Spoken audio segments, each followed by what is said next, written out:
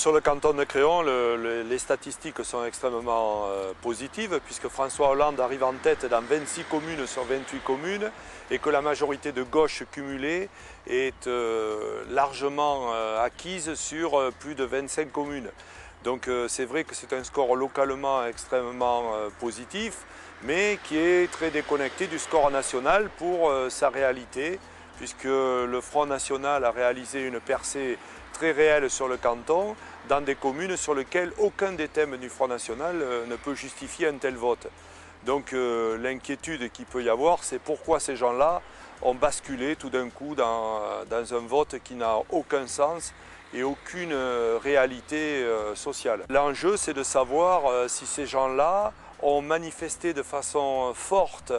leur désarroi vis-à-vis du gouvernement en place et notamment vis-à-vis de Nicolas Sarkozy, ce qui, à mon avis, est une réalité, et n'ont pas voulu une demi-mesure, mais bien montrer leur volonté d'en finir. Et je pense que c'est des gens qui sont respectables, certes, mais qui peuvent, après réflexion, s'apercevoir qu'il faut revenir à un vote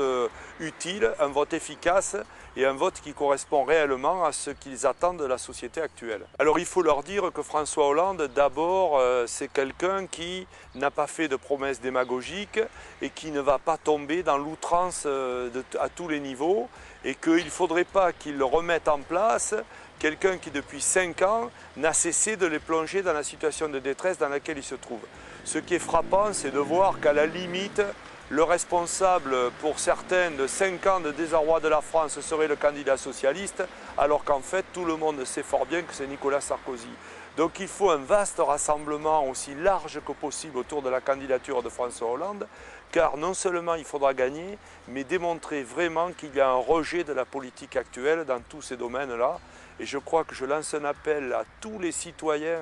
ou à tous ceux qui se réclament de la République pour avoir un sursaut de,